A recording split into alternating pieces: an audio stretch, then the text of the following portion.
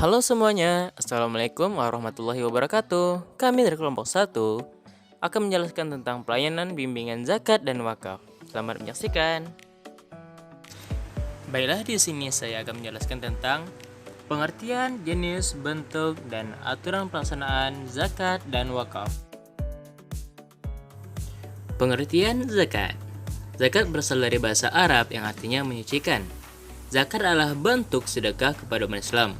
Zakat diperlukan dalam Islam sebagai kewajiban atau sebagai pajak.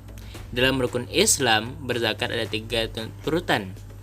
Setelah sholat, meskipun zakat diwajibkan bagi umat Islam, tidak semua orang bisa berzakat. Zakat adalah sebuah praktik ibadah di mana orang Islam memberikan 2,5% dari hartanya untuk sumbangkan kepada yang membutuhkan.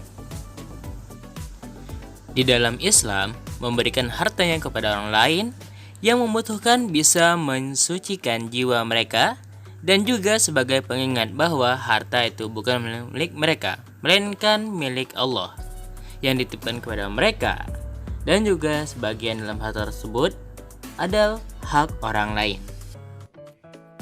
Pengertian wakaf dikutip dari buku fikih wakaf karya Nurwan Darmawan. Pengertian wakaf menurut bahasa berasal dari kata al-habs yang artinya menahan dan kata at-tasbil yang artinya menyalurkan. Kemudian menurut istilah, wakaf adalah menahan suatu barang dan menyalurkan manfaatnya dalam rangka mendekatkan diri kepada Allah Subhanahu wa taala. Adapun contoh wakaf adalah mewakafkan tanahnya untuk membangun masjid atau mewakafkan rumahnya untuk kepentingan para penuntut ilmu dan semisalnya. Baiklah, kita mulai dengan jenis-jenis zakat. Yang pertama adalah zakat fitrah. Zakat fitrah adalah zakat yang harus dibayarkan bagi seorang muslim yang sudah mampu untuk menunaikannya dan bercukupan. Zakat fitrah adalah zakat yang wajib ditunaikan 1 kali dalam setahun. Zakat membayar waktu zakat fitrah umumnya dilakukan pada bulan Ramadan. Biasanya menunaikan zakat fitrah dilakukan menjelang hari raya Idul Fitri, dan yang membedakan zakat fitrah dengan zakat yang lainnya adalah zakat fitrah harus dilaksanakan untuk ditunaikan sebelum melaksanakan sholat Idul Fitri. Zakat fitrah memiliki arti yaitu mensucikan harta. Hal ini karena setiap harta seorang adalah sebagiannya milik orang lain, terlebih bagi orang yang membutuhkannya. Selain itu, harta yang ada pada manusia bukanlah milik mereka semua, namun itulah titipan dari Allah Subhanahu wa taala. Nah, jenis zakat yang kedua adalah zakat mal.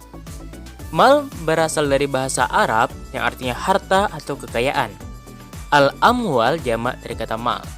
Adalah segala yang diinginkan manusia untuk disimpan dan dimiliki. Menurut Islam sendiri, harta merupakan sesuatu yang boleh atau dapat dimiliki dan digunakan sesuai kebutuhannya. Oleh karena itu, di dalam pengertiannya, zakat mal berarti harta yang dikenakan atas segala jenis harta, yang secara zat maupun substansi perolehannya tidak bertentangan dengan ketentuan agama. Sebagai contoh, zakat mal terdiri atas simpanan kekayaan seperti uang, emas, surat berharga, penghasilan profesi, hasil perdagangan, hasil tambang, ataupun hasil laut, dan lainnya. Sekarang kita masuk ke dalam jenis-jenis wakaf. Yang pertama adalah wakaf ahli. Wakaf ahli atau biasa disebut dengan wakaf keluarga adalah wakaf yang dilakukan kepada keluarganya atau kerabatnya. Wakaf ahli dilakukan berdasarkan hubungan darah atau nasab yang dimiliki antara wakif dan penerima wakaf. Yang kedua adalah wakaf khairi. Wakaf khairi adalah wakaf yang diberikan untuk kepentingan umum. Wakaf khairi adalah wakaf dari pihak pewakaf memberikan syarat penggunaan wakafnya untuk kebaikan-kebaikan yang akan terus-menerus seperti pembangunan masjid, sekolah, rumah sakit, dan lain-lainnya. Wakaf khairi adalah jenis wakaf untuk mereka yang tidak memiliki hubungan seperti hubungan keluarga, pertemanan, atau kekerabatan antara pewakaf dan orang yang menerima wakaf. Jenis wakaf ketiga adalah wakaf mustarak. Wakaf mustarak adalah wakaf yang mana penggunaan harta wakaf tersebut digunakan secara bersama-sama dan dimiliki oleh kegerunan si pewakaf. Wakaf mustarak ini masih diterapkan oleh beberapa negara seperti Malaysia dan Singapura. Yang keempat adalah wakaf benda tidak bergerak. Wakaf benda tidak bergerak ini adalah wakaf benda seperti harta-harta yang digunakan seperti bangunan, hak tanah, tanaman, dan benda-benda yang berhubungan dengan tanah. Ada juga loh benda yang bisa diwakafkan selain uang, yaitu benda yang bisa bergerak selain uang, seperti kendaraan. Selain itu, ada juga benda-benda yang bisa dihabiskan dan tidak bisa dihabiskan.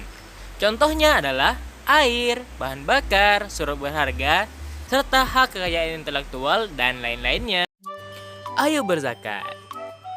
Apabila telah menyampai haul dan nisabnya, jangan lalai dan jangan lupa, mari berzakat. Dan jangan lupa untuk berwakaf ya, karena pahala wakaf akan terus mengalir selamanya.